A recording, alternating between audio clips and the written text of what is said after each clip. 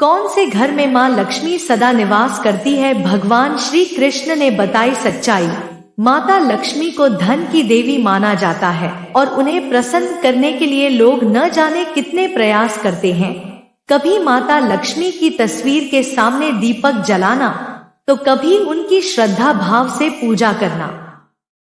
यूं कहा जाए कि धन की देवी माता लक्ष्मी की लीलाओं से सभी अवगत हैं और उन्हें प्रसन्न करने के उपाय भी सभी जानते हैं। आज मैं आपको एक बहुत ही प्रेरणादायी सच्ची कथा सुनाने जा रही हूँ। इसे आप बहुत ही भक्तिभाव से पूरा सुनिएगा। आधी अधूरी कथा सुनने पर माता लक्ष्मी आप पर अपनी कृपा नहीं बरसाएगी। तो चलो आज की कथा आरंभ करते हैं। एक समय की बात है, देवर्षि नारद भगवान श्री कृष्ण से मिलने के लिए द्वारिका नगरी में पधारते हैं। नारद जी को देखकर भगवान श्री कृष्ण कहते हैं, हे देवर्षि पधारिए, द्वारिका नगरी में आपका स्वागत है। आज द्वारिका में आने का क्या प्रयोजन है? देवर्षि नारद कहते हैं, हे प्रभु, मन में आपके दर्शन करने की इच्छा हुई सो चला आया। भगवान श्री कृष्ण मुस्कुराते हुए कहते हैं, हे देवर्षि, अवश्य ही आपके मन में आज कोई ना कोई बात चल रही होगी, इसीलिए निसंकोच होकर पूछ लीजिए। देवर्षि नारद कहते हैं, हे प्रभु, आप तो सब कुछ जानते हैं। मेरे मन में जो भी शंका है उसके विषय में भी आपको पता है, लेकिन फिर भी अगर आप पूछ रहे हैं तो मैं बताने की चेष्टा करता हूँ। हे प्रभु, आज मैं आपके पास यह जानने के उद्देश्य से आया हूँ कि किस कारण से मनुष्य के जीवन में दरिद्रता आती है। देवी लक्ष्मी किस कारण से मनुष्य के घर का त्याग करके चली जाती है, और वह कौन सा पुण्य है जिससे देवी लक्ष्मी सदैव ही मनुष्य के घर में वास करती है। भगवान श्री कृष्ण कहते हैं, हे देवर्षि, आज आपने समस्त मानव जाति के कल्याण के उद्देश्य से अत्यंत महत्वपूर्ण बात पूछी है। देवी लक्ष्मी के कारण ही मनुष्य के घर में सुख समृद्धि का वास होता है, और जब देवी लक्ष्मी घर का त्याग करके चली जाती है तो उस घर में दरिद्रता का ही वास होता है। इस विषय में एक प्राचीन कथा कही गई है जो मैं आपको सुनाता हूँ। जो भी मनुष्य इस कथा का श्रवण करता है उसके घर में देवी लक्ष्मी के साथ समस्त पुण्य निवास करते हैं। इसीलिए आप इस कथा का श्रवण कीजिए और इसका तीनों लोकों में प्रचार कीजिए। देवर्षि नारद कहते हैं, हे प्रभु, कृपया आप मुझे वह कथा सुनाइए।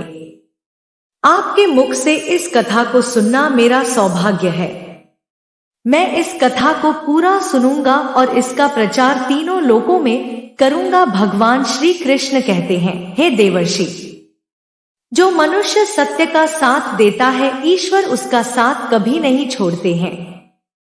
आज मैं आपको महाराज हर्षवर्धन की कथा सुनाता हूँ, जिन्होंने देवी लक्ष्मी का त्याग करके दरिद्रता को ग्रहण कर लिया था। त्रेता युग की बात है। भारतवर्ष में सत्यवादी धर्मात्मा राजा हर्षवर्धन राज्य करते थे। उनका राज्य कुंतल प्रदेश पर था। उनके राज्य की प्रजा उनसे अत्यंत संतुष्ट रहा करती थी। महाराज हर्षवर्धन बड़े दानवीर और वचन का पालन करने वाले थे। वे सदैव अपनी प्रजा के हित का ही विचार करते थे। महाराज हर्षवर्धन इतने दयालु थे कि उनकी महानता का परिचय इस बात से पता चलता है कि जब भी उनके नगर में कोई भी साधारण मनुष्य बिक्री करने के लिए बाजार में अन्न वस्त्र आदि कोई वस्तु लाता, और यदि वह वस्तु सायंकाल तक नहीं बिकती तो उसे राजा स्वयं खरीद लिया करते थे, ताकि उनके राज्य से कोई खाली हाथ ना जा सके। अपनी प्रजा के हित के लिए राजा ने यह सत्य की प्रतिज्ञा की थी। सायंकाल होते ही राजा के सेवक शहर में भ्रमण करते और जब वे किसी को कोई वस्तु या द्रव्य लेकर बैठा हुआ देखते, जिसे किसी ने खरीदा ना हो तो महाराज के सेवक उस व्यक्ति से उन वस्तुओं की कीमत पूछते और उसकी इच्छा और जरूरत के अनुसार उसकी जो भी कीमत होती वह कीमत देकर उसकी वस्तुओं को खरीद लेते थे। इस प्रकार से महाराज के ऐसे दयालु स्वभाव को देखकर अनेक लोग प्रसन्न होकर उनकी महानता की चर्चा करने लगे। महाराज हर्षवर्धन की कीर्ति तीनों लोकों में होने लगी। देवता भी उनकी प्रशंसा करने लगे। जब यह बात धर्मराज को पता चली तो एक दिन स्वयं धर्मराज ने ही महाराज हर्षवर्धन की परीक्षा लेने की सोची। फिर एक दिन स्वयं धर्मराज एक ब्राह्मण का वेश धारण करके महाराज हर्षवर्धन की नगरी में प्रकट हुए। उन्होंने अपने साथ दरिद्रता की कारक टूटी फूटी चीजें, कूड़ा करकट और कचरा एक पेटी में भर कर ले लिया, अर्थात उन्होंने दारिद्र्य एक पेटी में भर लिया और उस पेटी को लेकर वे सत्यवादी महाराज हर्षवर्धन के नगर में उनकी परीक्षा लेने के लिए पहुंच गए। धर्मराज उस नगर के बाजार में उस कचरे से भरी पेटी को लेकर बेचने के लिए बैठ गए, किंतु कौन सा व्यक्ति कूड़ा कचरा खरीदेगा। ब्राह्मण रूपी धर्मराज दिन भर वहीं पर बैठे रहे, लेकिन किसी ने भी उनका कूड़ा कचरा नहीं खरीदा। जब सायंकाल हुई तब राजा के सेवक हमेशा की तरह बाजार में घूमने लगे। जिसका भी बिक्री का सामान बचा होता उसे वे उचित धन देकर खरीद लेते थे, ताकि कोई खाली हाथ घर ना जा सके। फिर उन सेवकों ने देखा कि एक ब्राह्मण अपनी पेटी लेकर बैठा हुआ है। राजा के सेवकों ने उन ब्राह्मण महाशय के पास जाकर पूछा, है ब्राह्मण महाराज, आप इस नगर में नए दिखाई दे रहे हैं, क्या हुआ आपका सामान किसी ने भी नहीं खरीदा? ऐसा क्या लेकर आए हैं आप अपनी इस पेटी में? महाराज के आदेश से हम आपका यह सामान खरीदने के लिए आए हैं। कृपया बताइए आपकी इस पेटी में क्या है और इसका मूल्य कितना है? तब उस ब्राह्मण ने कहा, है सैनिकों, मैं इस पेटी में दारिद्र्य लेकर आया हूं, अर्थात कूड़ा करकट भर कर ले आया हूं, और इसका मूल्य 1000 सुवर्ण मुद्राएं हैं। उस ब्राह्मण के मुंह से ऐसे विचित्र वचन सुनकर वे सभी सैनिक हंसने लगे और फिर उन्होंने उस ब्राह्मण से कहा, है ब्राह्मण, आपकी पेटी में कूड़ा भरा हुआ है, इसे कौन लेगा? इसका मूल्य तो 1 पैसा भी नहीं है। फिर उस ब्राह्मण ने कहा, है सैनिकों, यदि इसे कोई नहीं लेगा तो मैं इसे वापस अपने घर लेकर जाऊंगा। मैंने तो सुना है कि आपके महाराज यहाँ से किसी भी व्यापारी को खाली हाथ वापस नहीं जाने देते, उसका सारा द्रव्य खरीद लेते हैं। लगता है मैंने आपके महाराज के बारे में झूठ सुना है। उस ब्राह्मण की ऐसी बात सुनकर राजा के सेवकों ने कहा, है ब्राह्मण, आपने सही सुना है, हमारे महाराज किसी भी व्यापारी को खाली हाथ घर नहीं भेजते, उसका सारा माल खरीद लेते हैं। इसीलिए तुम थोड़ी देर रुको, हम अभी महाराज के पास जाकर आते हैं। फिर उनमें से एक सेवक महाराज हर्षवर्धन के पास जाता है और उनसे कहता है, हे महाराज, आज हमारे नगर के बाजार में एक ब्राह्मण आया है। वह बड़ा ही विचित्र है। वह अपनी पेटी में कूड़ा कचरा भरकर लाया है और उसका मूल्य वह 1000 सुवर्ण मुद्राएं बता रहा है। तब महाराज ने कहा, है सैनिकों, तुम जाकर उसके सामान का मूल्य जो कम से कम हो सके उतना उसे देकर उसका सामान खरीद कर लाओ। उसे उसकी वस्तुएं लेकर वापस मत जाने दो, अन्यथा मेरा वचन झूठा हो जाएगा। फिर राजा के सेवक उस ब्राह्मण के पास जाते हैं और कहते हैं, हे ब्राह्मण, हम तुम्हारे इस पेटी का मूल्य 200 स्वर्ण मुद्राएं देते हैं। तुम इतनी मुद्राएं लो और प्रसन्नता से अपने घर चले जाओ।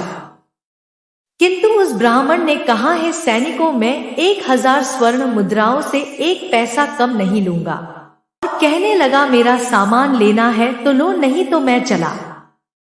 तब फिर से वह सैनिक लौटकर राजा के पास जाता है और उनसे कहता है, हे महाराज, उस ब्राह्मण को हमने 500 स्वर्ण मुद्राएं देने की कोशिश की, किंतु वह फिर भी नहीं मान रहा है। उसकी पेटी में कचरा और दारिद्र्य भरा पड़ा है, लेकिन फिर भी वह 1000 मुद्राएं ही मांग रहा है। हे महाराज, आपको उसका कचरा 1000 मुद्राओं में नहीं खरीदना चाहिए। महाराज हर्षवर्धन कहते हैं, सैनिकों, यह मेरे सत्य की प्रतिज्ञा है।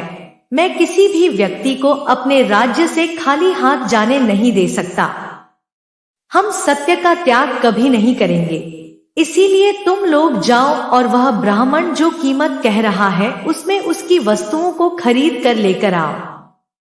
इसमें संकोच मत करो। फिर वह सिपाही ब्राह्मण के पास लौट कर आ गए। उन्होंने उस ब्राह्मण को 1000 सुवर्ण मुद्राएं दी और उसकी दारिद्र्य से भरी हुई पेटी ले ली। वह ब्राह्मण मुद्राएं लेकर चला गया और फिर सिपाही उस दारिद्र्य से भरी पेटी को लेकर राजमहल में लौट आए। फिर महाराज ने उस पेटी को राजमहल के अंदर रखवा दिया। रात्रि में जब सोने का समय हुआ तब महाराज के राजमहल के द्वार से एक अत्यंत सुंदर स्त्री निकली। उस स्त्री के 4 हाथ थे, हाथों में कमल पुष्प थे। उस सुंदर स्त्री ने नाना प्रकार के आभूषण धारण किए हुए थे। महाराज महल के बाहर बैठे हुए थे। जब महाराज ने उस अत्यंत सुंदर स्त्री को देखा तो महाराज आश्चर्य में पड़ गए और उन्होंने उस स्त्री से पूछा, हे देवी, आप कौन हैं? इस रात्रि के समय में आप यहाँ पर क्या कर रही हैं? आप कहाँ से आ रही है और कहाँ पर जा रही है? महाराज की ऐसी बात सुनकर वह स्त्री बोली, हे राजन, मैं तुम्हारे राज्य की लक्ष्मी हूँ। आप सत्यवादी धर्मात्मा है, इसी कारण से मैं आपके राजमहल में निवास करती हूँ। किंतु आज आपके राजमहल में दारिद्र्य आ गया है और जहाँ पर दारिद्र्य रहता है उस स्थान पर लक्ष्मी निवास नहीं करती है। आज आपने एक पेटी में भरा दारिद्र्य अपने घर में रखा है, इसीलिए अब मैं यहाँ से जा रही हूँ। तब महाराज हर्षवर्धन ने हाथ जोड़कर प्रणाम करके देवी लक्ष्मी से कहा, हे मां लक्ष्मी, आपकी जैसी इच्छा, मैं अपने वचन और प्रतिज्ञा से बंधा हुआ हूँ। मैं अपना वचन नहीं तोड़ सकता। इस कारण से मैं उस दारिद्र्य से भरी पेटी को लेने से मना नहीं कर सकता था। कृपया आप मुझे क्षमा कीजिए। तब देवी लक्ष्मी महाराज के राजमहल का त्याग करके चली जाती है। थोड़ी देर बाद राजा ने एक बहुत ही सुंदर युवा पुरुष को राजमहल के दरवाजे से निकलते देखा तो महाराज ने उससे पूछा, हे देव, आप कौन हैं? यहाँ पर कैसे आए और आप कहाँ जा रहे हैं? उस सुंदर पुरुष ने कहा, हे राजन, मेरा नाम दान है। आप सत्यवादी धर्मात्मा है, सदैव धर्म का पालन करते हैं, इसी कारण से मैं आपके राजमहल में निवास करता था। किंतु अब देवी लक्ष्मी आपके राजमहल को त्याग कर चली गई है। लक्ष्मी के बिना आप दान कहाँ से करेंगे? इसीलिए मैं भी अब आपको छोड़कर जा रहा हूँ। तब महाराज हर्षवर्धन बोले, हे देव, ठीक है, जैसी आपकी इच्छा, आप भी जा सकते हैं, किंतु मैं अपने वचन को तोड़ नहीं सकता। फिर वह दान भी महाराज को छोड़कर चला जाता है। उसके बाद अन्य एक सुंदर पुरुष राजमहल से निकलता हुआ दिखाई पड़ा। तब महाराज ने उससे पूछा, हे देव, आप कौन हैं और कहाँ जा रहे हैं? तब उस पुरुष ने कहा, हे राजन, मैं यज्ञ हूँ।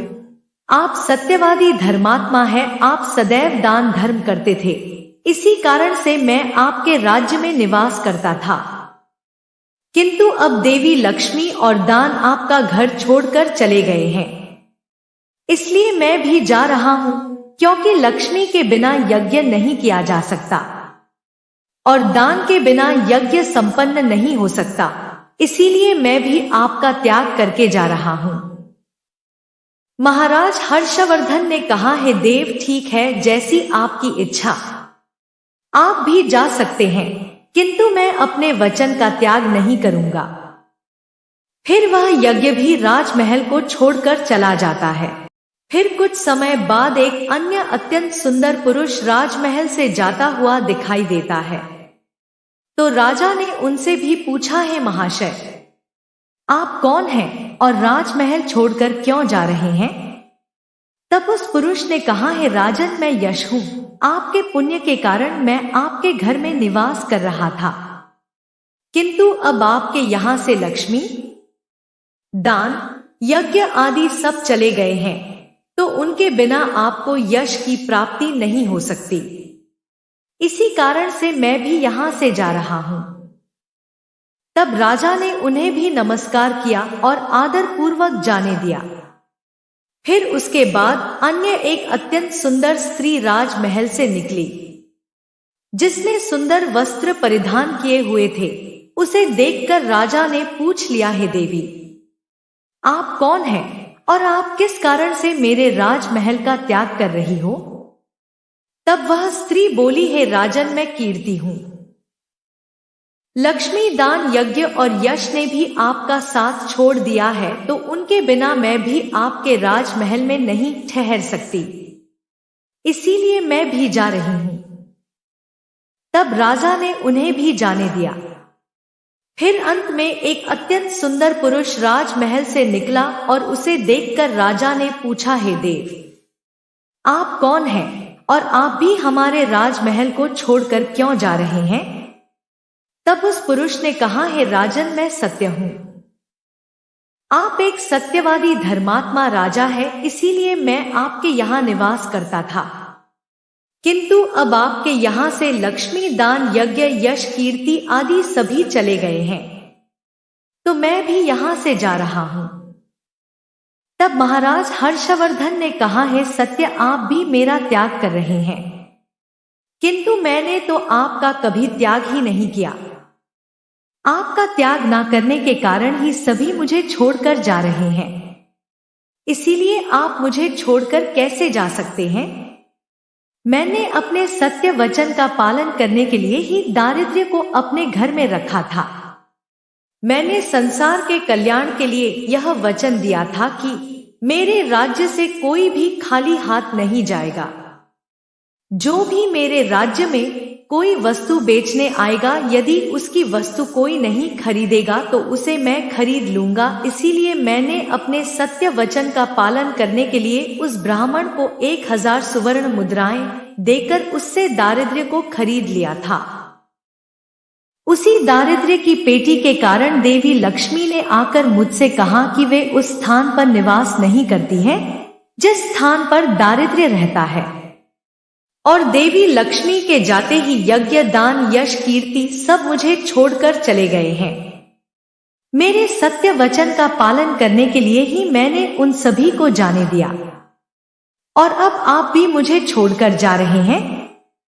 महाराज हर्षवर्धन की बात सुनकर वह सत्य बोला, है राजन, यदि आपने मेरे लिए ही इन सब का त्याग किया है तो ठीक है, मैं आपका राजमहल छोड़कर नहीं जाऊंगा। आप सचमुच बड़े पुण्यात्मा और सत्यवादी हैं, इसीलिए अब से मैं आपके राजमहल में ही निवास करूंगा। और वह सत्य फिर से राजमहल में लौट गया। उसके थोड़ी ही देर बाद एक सुंदर स्त्री लौटकर आ गई। उसे देखकर राजा ने पूछा, है देवी, आप कीर्ति है, अब भी आप मुझे छोड़कर चली गई थी, तो फिर वापस क्यों लौट कर आ गई आप? तब कीर्ति ने कहा, है राजन, मुझे क्षमा करो। मैं लक्ष्मी, यज्ञ, दान, यश के बिना तो रह सकती हूँ, किंतु सत्य के बिना नहीं। इसीलिए जहां सत्य रहेगा मैं भी वहीं पर रहूंगी। फिर राजा ने कीर्ति का स्वागत किया और वह राजमहल में चली गई। फिर यश वहां पर लौट कर आ गया। राजा ने उनसे पूछा, है महाशय, आप तो यश है और आप मुझे छोड़कर चले गए थे, फिर लौटकर क्यों आ गए? तब उस पुरुष ने कहा, है राजन, कोई राजा कितना ही बड़ा धनवान हो, दानवीर हो, किंतु सत्य के बिना उसे यश प्राप्त नहीं हो सकता। इसीलिए जहां पर सत्य विराजमान रहता है मैं भी वहीं पर रहता हूं। सत्य के बिना मैं नहीं रह सकता। ऐसा कहकर फिर यश ने राजमहल में प्रवेश किया। उसके कुछ क्षण बाद यज्ञ भी लौट कर आ गया। राजा ने उनसे भी पूछा, है महाशय, आप क्यों लौट कर आ गए? तब यज्ञ ने कहा, हे राजन, चाहे कोई कितना भी लक्ष्मीपति और दानशील क्यों ना हो, किंतु बिना सत्य के यज्ञ शोभा नहीं देता है। आप में सत्य विराजमान है, इसीलिए मैं भी आपके पास ही रहूंगा। इतना कहकर यज्ञ भी राजमहल में वापस लौट आए। उसके कुछ क्षण बाद दान भी वापस आ गया। राजा ने उनसे भी पूछा, है महाशय, आप भी मुझे छोड़कर गए थे, फिर लौटकर किस कारण से आ गए? तब उस पुरुष ने कहा, है राजन, मैं दान हूं। कुछ समय पहले मैं आपको छोड़कर गया था, किंतु आप में सत्य विराजमान है और जहां सत्य रहता है मैं भी वहीं रहता हूं। कोई भी मनुष्य कितना ही धनवान क्यों ना हो, किंतु बिना सत्य के वह दान नहीं कर सकता। दान का महत्व सत्य से ही होता है, इसीलिए मैं भी लौट कर आ गया। राजा ने कहा, ठीक है, आपका भी स्वागत है। और फिर दान भी राजमहल में चला गया। और फिर उसके बाद साक्षात देवी लक्ष्मी लौट कर आ गई। राजा ने पूछा, है मां लक्ष्मी, आप वापस क्यों आ गई? आप तो मुझे छोड़कर चली गई थी। तब देवी लक्ष्मी ने कहा, है राजन, यह आपके सत्य की परीक्षा थी।